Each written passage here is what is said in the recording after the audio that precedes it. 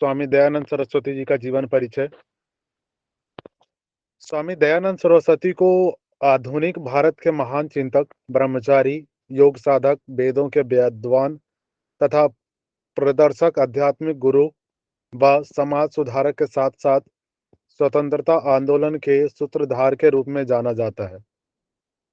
दयानंद सरस्वती का जन्म 12 फरवरी 1824 ईस्वी को टंकारा नगर में मोरवी, मदुरई की मोरवी रियासत के पास काठियावाड़ क्षेत्र, राजकोट, गुजरात में हुआ था। इनका जन्म कब हुआ? 12 फरवरी 1824, राजकोट, गुजरात। इनके पिता का नाम कृष्ण लाल जी तिवारी था। नोट करेंगे। जो समृद्ध ब्राह्मण परिवार से संबंध रखते थे। इनकी माता का नाम यशोदाबाई था। इसको भी नोट करेंगे। दयानंद के माता पिता दोनों ही शिव के परम भक्त थे। इसलिए उन्होंने दयानंद का नाम मूल शंकर रखा था। इनका बचपन का नाम मूल शंकर। मूल शंकर बचपन से ही तर्कशील बुद्धि वाले थे। शुरू से ही घर में धार्मिक माहौल था, जिसके कारण मूल शंकर भी बचपन से ही सभी धार्मिक अनुष्ठानों का पालन करते थे। प्रसिद्ध घटना एवं वैराग्य। मूल शंकर के जीवन में अनेक ऐसी घटनाएं घटित हुई जिन घटनाओं ने हिंदू धर्म की पारंपरिक मान्यताओं और ईश्वर के वास्तविक स्वरूप को समझने के लिए उन्हें प्रेरित किया। जब मूल शंकर 14 वर्ष के थे, तब इनके जीवन में एक प्रसिद्ध घटना घटी। शिवरात्रि के दिन भगवान शिव के दर्शन के लिए मूल शंकर ने भी अपने परिवार के सदस्यों के साथ उपवास रखा और मूल शंकर पूरी निष्ठा से रात्रि जागरण में मंदिर में ही रुके रहे। रात्रि जागरण के दौरान परिवार के सभी सदस्य सो गए, लेकिन बालक मूल शंकर भगवान शिव के दर्शन की अभिलाषा से शिवलिंग को टकटकी लगाकर देखते रहे। कुछ देर बाद मूल शंकर ने देखा कि शिव जी के लिए रखे भोग को चूहे खा रहे थे और साथ में शिवलिंग पर मल मूत्र भी कर रहे हैं। यह देखकर मूल शंकर आश्चर्यचकित होकर सोचने लगे कि जो ईश्वर चूहों से अपनी रक्षा नहीं कर सकता, वह हमारी रक्षा कैसे कर सकता है। इस घटना के बाद इन्होंने अपना व्रत तोड़ दिया और रात को ही अकेले घर चले गए। इस आघात के बाद मूल शंकर का मूर्ति पूजा के प्रति श्रद्धा भाव तिरोहित या समाप्त हो गया था। इस घटना के कुछ दिनों बाद ही इनकी छोटी बहन और चाचा की मृत्यु हो गई। इन सभी घटनाओं ने मूलशंकर को बुरी तरह से विचलित कर दिया था। इसके बाद मूलशंकर जीवन मरण के विषय में गहनता से सोचने लगे। माता पिता के पास भी मूलशंकर के तर्कपूर्ण प्रश्नों का कोई उत्तर नहीं था। माता पिता मूलशंकर का वैराग्य भाव देखकर उन्हें जल्द से जल्द विवाह बंधन में बांधना चाहते थे, लेकिन मूलशंकर ने माता पिता की इस आशंका को देखते हुए 21 वर्ष की आयु में ही घर को त्याग दिया। अब मूलशंकर जीवन के यथार्थ को वैज्ञानिक दृष्टिकोण के साथ जानने के लिए सच्चे गुरु की खोज में निकल पड़े थे। ज्ञान की खोज एवं गुरु से भेंट। ज्ञान पिपासु मूलशंकर युवावस्था में ही घर की मोह माया को छोड़कर गुरु की खोज में निकल पड़े थे। मूलशंकर ने भारत के अनेक प्रसिद्ध एवं दुर्गम स्थानों की यात्राएं की, लेकिन इन्हें कहीं भी आत्मसंतुष्टि नहीं मिली। विभिन्न स्थानों की यात्राओं के दौरान मूलशंकर ने अनेकों प्रसिद्ध साधु सन्यासियों से योग की क्रियाएं सीखी, लेकिन अभी भी मूलशंकर को जिसकी खोज थी वह पूरी नहीं हुई थी। अक्टूबर 1860 ईस्वी को मथुरा में मूलशंकर की भेंट दंडी स्वामी बिरजानंद से हुई। बिरजानंद से इनकी मुलाकात कब हुई? 1860 ईस्वी, 1860 अक्टूबर में। स्वामी बिरजानंद से मिलने के लिए जब मूलशंकर ने उनकी कुटिया का दरवाजा खटखटाया, तो कुटिया के अंदर से स्वामी बिरजानंद ने कहा, कौन है? मूलशंकर ने उत्तर दिया, मैं यही जानने के लिए यहाँ आया हूँ कि मैं कौन हूँ। विश्वास एवं श्रद्धा से भरा हुआ उत्तर सुनकर स्वामी बिरजानंद की कई वर्षों से अच्छे शिष्य की तलाश अब पूरी हो चुकी थी। मूलशंकर स्वामी बिरजानंद को बतौर गुरु पाकर बहुत प्रसन्न हुए। मूलशंकर ने उसी क्षण निसंकोच होकर स्वयं को पूरी तरह से गुरु को समर्पित कर दिया। आगे चलकर यही समर्पण संपूर्ण विश्व के लिए कल्याणकारी सिद्ध हुआ। इसके बाद गुरु बिरजानंद ने मूलशंकर का नया नाम स्वामी दयानंद सरस्वती रखा। इनका नाम किसने दयानंद सरस्वती रखा? बिरजानंद ने, जो इनके गुरु थे। 3 वर्ष तक गुरु बिरजानंद के सानिध्य में रहकर दयानंद ने घनघोर तप किया। सन 1863 ईस्वी को गुरु बिरजानंद ने दयानंद को धर्म उपदेश देते हुए कहा कि दयानंद, मैंने तुम्हें संपूर्ण ज्ञान दे दिया है। अब तुम अपने ज्ञान से अविद्या रूपी अंधकार को मिटाओ एवं संपूर्ण देश में वैदिक धर्म का प्रकाश फैलाओ। यही तुम्हारी गुरु दक्षिणा है। आर्य समाज की स्थापना एवं भारत भ्रमण। गुरु के अमूल्य शब्दों को लेकर स्वामी दयानंद सरस्वती साहस एवं उत्साह के साथ भारत के लोगों को जागृत करने के लिए गांव, शहर एवं कस्बों में जाकर उपदेश देने लगे। उसी समय भारत देश गुलामी, अंधविश्वास, अज्ञानता, अविद्या एवं कुसंस्कारों से ग्रसित हो चुका था। कुछ अज्ञानी लोग स्वामी दयानंद का पुरजोर विरोध भी करते थे, क्योंकि स्वामी दयानंद ने मूर्ति पूजा के विरुद्ध भी बिगुल बजा दिया था। ठीक है, ये मूर्ति पूजा के विरुद्ध थे और इन्होंने आर्य समाज की स्थापना की थी। इसको नोट करके रखेंगे। महर्षि दयानंद ने देश के कोने कोने में घूमकर नारी शिक्षा पर भी विशेष बल दिया था। स्वामी जी ढोंग, पाखंड एवं अनेक सामाजिक कुप्रथाओं का घोर विरोध करते थे। इसी युग निर्माण मिशन को आगे बढ़ाने के लिए आखिरकार 10 अप्रैल 1875 ईस्वी को मुंबई के गिरगांव में आर्य समाज की स्थापना की गई। आर्य समाज की स्थापना कब हुई? इसको नोट करेंगे। 1875, 10 अप्रैल 1875 ईस्वी को। कहा? मुंबई के गिरगांव में। स्वामी दयानंद ने बताया कि आर्य समाज के नियम और सिद्धांत प्राणी मात्र के कल्याण के लिए है। स्वामी जी वेदानुकूल वर्ण आश्रम के निर्धारण की बात करते थे। स्वामी जी बाल विवाह, सती प्रथा का घोर विरोध करते हुए विधवा विवाह का समर्थन करते थे। राष्ट्रीय स्वतंत्रता के लिए स्वामी दयानंद ने सन 1857 ईस्वी की क्रांति में अपनी महत्वपूर्ण भूमिका निभाई थी।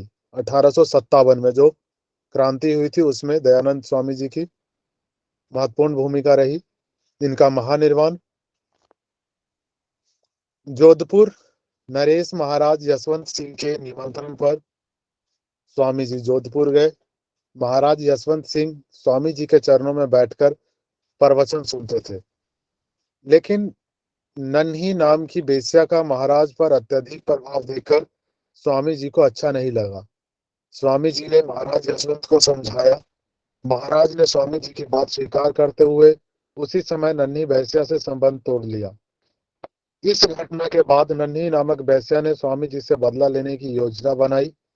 आखिरकार बेश्या नन्ही ने स्वामी जी के रसोइये जगन्नाथ को प्रलोभन देकर स्वामी जी के दूध में पिसा हुआ कांच मिलवा दिया।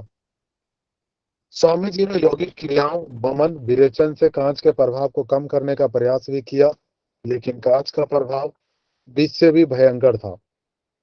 कांच स्वामी जी के आमाशय, हाथ, लीवर, किडनी को पूरी तरह क्षतिग्रस्त कर चुका था। इससे पहले भी स्वामी दयानंद को मारने के लिए अलग अलग लोगों के द्वारा लगभग 17 बार जहर दिया गया था, जिसे स्वामी जी ने यौगिक क्रियाओं के द्वारा निष्प्रभावी कर दिया था। इससे पता चलता है कि स्वामी जी ने योग साधना से अपने शरीर को कितना सुदृढ़ बनाया हुआ था। अत्यंत उदार हृदय स्वामी दयानंद जी ने पता होते हुए भी रसोई जगन्नाथ को कुछ नगद पैसे देकर वहां से भगा दिया, ताकि बाद में लोग उसे दंडित न कर सके। आखिर दीपावली के दिन 30 अक्टूबर 1883 ईस्वी को संध्या के समय स्वामी दयानंद अपने भौतिक शरीर को त्याग कर सदा के लिए अमर हो गए। वास्तव में स्वामी दयानंद भारतीय वैदिक संस्कृति के संरक्षक थे, जिन्होंने लोगों को वेदों की ओर लौटने का आह्वान किया। वेदों की ओर लौटो किसने कहा था? स्वामी दयानंद सरस्वती जी ने। इसको नोट करेंगे, कई बार ये क्वेश्चन आ चुका है। निसंदेह स्वामी दयानंद जी ने भारत की खोई हुई संस्कृति को पुनर्जीवित करने का काम किया है। ठीक है, इतना भी पीतेगा तो मोटा हो जाएगा। परीक्षा की दृष्टि से महत्वपूर्ण देख लेते हैं। जन्म 12 फरवरी 1824 ईस्वी को। जन्म स्थान टंकारा नगर, गुजरात। पता कृष्णलाल तिवारी। पिता का नाम इनके, माता का नाम यशोदाबाई। गुरु बिरजानंद दंडी। इनका बचपन का नाम मूलशंकर। दर्शन वेदों की ओर चलो, आधुनिक भारतीय दर्शन। आर्य समाज की स्थापना 10 अप्रैल 1875 ईस्वी को गिरगांव, मुंबई में। इनकी मृत्यु 30 अक्टूबर 1883 ईस्वी, अजमेर, राजस्थान में। स्वामी दयानंद के अनुसार सजगता का विज्ञान योग है। इनके अनुसार क्या है डेफिनेशन? सजगता का विज्ञान योग है। आर्य समाज के 10 नियम कौन कौन से थे? सब सत्य विद्या और जो पदार्थ विद्या से जाने जाते हैं, उन सब का आदि मूल परमेश्वर है। ईश्वर सच्चिदानंद स्वरूप, निराकार, सर्वशक्तिमान, न्यायकारी, दयालु, अजन्मा, अनंत, निर्विकार, अनादि, अनुपम, सर्वाधार, सर्वेश्वर, सर्वव्यापक, सर्वांतर्यामी, अजर, अमर, अव्यय, नित्य, पवित्र और सृष्टि करता है।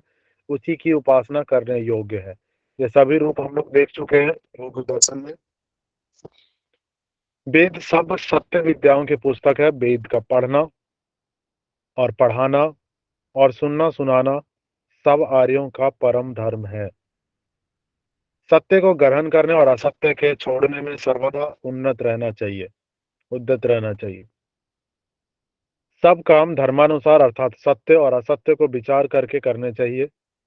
संसार का उपकार करना इस समाज का मुख्य उद्देश्य है, अर्थात शारीरिक, आत्मिक और सामाजिक उन्नति करना। सबसे प्रीतिपूर्वक धर्मानुसार यथा योग्य बर्ताव करना चाहिए। अविद्या का नाश और विद्या की वृद्धि करनी चाहिए, जो कि उपनिषद भी कहता है।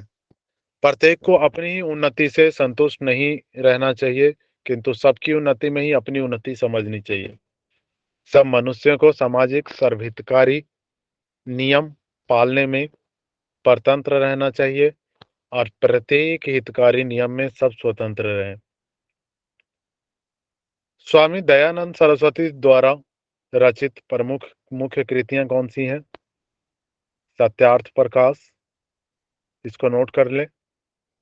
सत्यार्थ प्रकाश, संस्कार विधि, भ्रांति निवारण,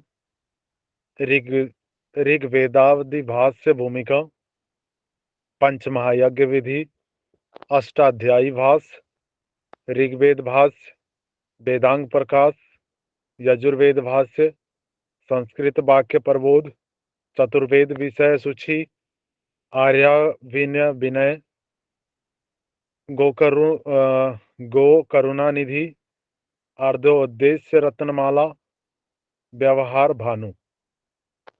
ये इनके 15 जो प्रमुख कृतियां हैं।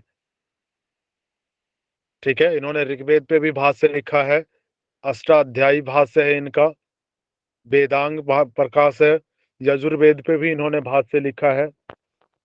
ठीक है, चतुर्वेद विषय सूची। इनका ध्येय वाक्य क्या था? कुर्वंतो विश्व मार्यम, अर्थात सारे संसार को श्रेष्ठ बनाओ और वेदों की ओर लौटो। इनका अंतिम शब्द, प्रभु तूने अच्छी लीला की, आपकी इच्छा पूर्ण हो। स्वामी दयानंद दर्शन के 4 मुख्य स्तंभ कौन कौन से हैं? कर्म सिद्धांत, पुनर्जन्म, संन्यास और ब्रह्मचर्य। दयानंद एंग्लो वैदिक विद्यालय डीएवी। डीएवी भारत में स्कूलों और कॉलेजों का एक बड़ा संगठन है। स्वामी दयानंद के सपनों को साकार रूप देने के लिए इनके विद्वान एवं समर्पित शिष्यों ने 2 जून 1886 को दयानंद एंग्लो वैदिक कॉलेज ट्रस्ट तथा प्रबंधन समिति की स्थापना की। 2 जून 1886। पहला डीएवी स्कूल महात्मा हंसराज के निर्देशन में लाहौर, वर्तमान पाकिस्तान में शुरू हुआ था। वर्तमान में भारत में निजी स्कूलों में शिक्षा का सबसे बड़ा संगठन डीएवी ही है। इस संगठन के सभी स्कूल कॉलेजों में वैदिक शिक्षा के साथ साथ आधुनिक एवं तकनीकी शिक्षा प्रदान की जाती है। भारत के अलावा अन्य देशों में भी डीएवी संस्था के स्कूल और कॉलेज हैं, जहां लाखों विद्यार्थी वैदिक शिक्षा एवं आधुनिक शिक्षा के संगम का लाभ उठा रहे हैं। इसके अतिरिक्त भारत में चल रहे गुरुकुल शिक्षा प्रणाली में भी आर्य समाज द्वारा सैकड़ों गुरुकुलों का संचालन किया जा रहा है। सत्यार्थ प्रकाश सत्यार्थ प्रकाश पुस्तक की रचना आर्य समाज के संस्थापक वेद शिरोमणि स्वामी दयानंद सरस्वती ने की थी। सत्यार्थ प्रकाश पुस्तक सत्य अर्थ प्लस प्रकाश अर्थात सही प्रयोजन या अभिप्राय और सत्य पर प्रकाश डालने वाली रचना या ग्रंथ है। इस ग्रंथ का मुख्य उद्देश्य अज्ञान रूपी पर्दे को हटाकर सत्य को उजागर करना है। इस पुस्तक का प्रथम संस्करण सितंबर सन 1875 में प्रकाशित हुई। इसको नोट करेंगे। सत्यार्थ प्रकाश पुस्तक में कुल 14 अध्याय हैं। इस पुस्तक में स्वामी जी ने जीवन के प्रत्येक पहलू से रूबरू करवाया है। इस पुस्तक में मुख्य विषय बाल शिक्षा, अध्ययन अध्यापन, विवाह एवं गृहस्थ, वानप्रस्थ, संन्यास एवं राजधर्म, ईश्वर, सृष्टि, उत्पत्ति, जो कि दर्शन में भी हम देखते हैं, बंधन, मोक्ष, आचार अनाचार, आर्य व्रत, देशीय मत, मतांतर, ईसाई मत, इस्लाम मत आदि है, जिनको स्वामी जी ने बहुत अच्छे से समझाया है। क्लियर है सभी को? इनका जो सिद्धांत था वो क्या था? चार दर्शन के प्रमुख सिद्धांत कौन कौन से हैं? कर्म सिद्धांत, पुनर्जन्म, संन्यास और ब्रह्मचर्य। ये चार चीजों को इन्होंने प्रमुख स्थान दिया है। ठीक है। और इनका ध्येय वाक्य कुर्वंतो विश्व मार्यम और वेदों की ओर लौटो।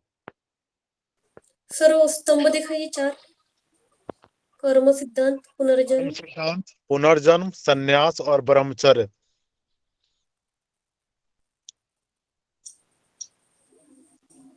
ध्येय वाक्य दिखा दीजिए।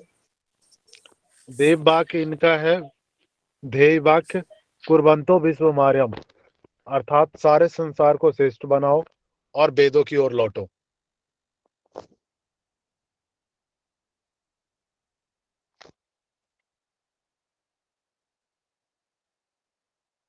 ठीक है।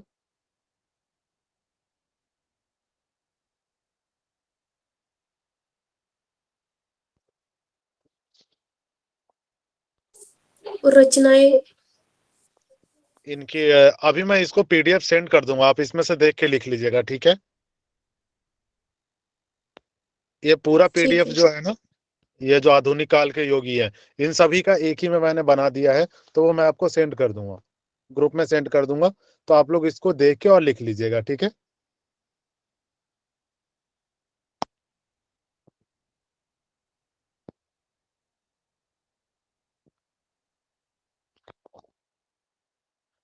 उस दिन मैं आप लोगों का उसका बता रहा था ना, जो हमारे तत्व है, उसमें हमने बात की थी मन, बुद्धि, अहंकार। ठीक है। प्रकृति, महत और क्या था? अहंकार। ठीक है। मन की 3 चीजें होती हैं। मन के अंतर्गत 3 चीजें कौन कौन सी आती हैं, कोई बताए? सत्व रजतम आएगा ना सर? बिल्कुल ठीक है। और हमारे मन के अंतर्गत होता है, वो 3 चीजें ली जाती है। कौन कौन सी? अंतःकरण चतुष्टय, याद है? मन, जी। बुद्धि और अहंकार। मन के बुद्धि अंतर्गत ये अहंकार। 3 चीजें आती है ना, 3 तत्व आते हैं मन के अंतर्गत। योग दर्शन ने 3 माना है। ठीक है। सर और जो अंतकरण में आएंगी ये 3 चीजें। अंतकरण में मन, बुद्धि, अंतःकरण अहंकार। अंतःकरण चतुष्टय में 4 चीजें आती हैं, मन, बुद्धि, अहंकार और चित्त। अगर ये क्वेश्चन कहीं आता भी है ना, अंतःकरण चतुष्टय, इसमें 4 चीजें हैं, मन, बुद्धि, अहंकार और चित्त। कुछ जो हमारे ग्रंथ है उसमें 5 लिए गए हैं। पता है कौन कौन से? मन, बुद्धि, चैतन्य। अहंकार, चित्त और चैतन्य। ठीक है। लेकिन जब हम अंतःकरण चतुष्टय की बात करते हैं तो सिर्फ मन, बुद्धि, अहंकार और चित्त आएगा।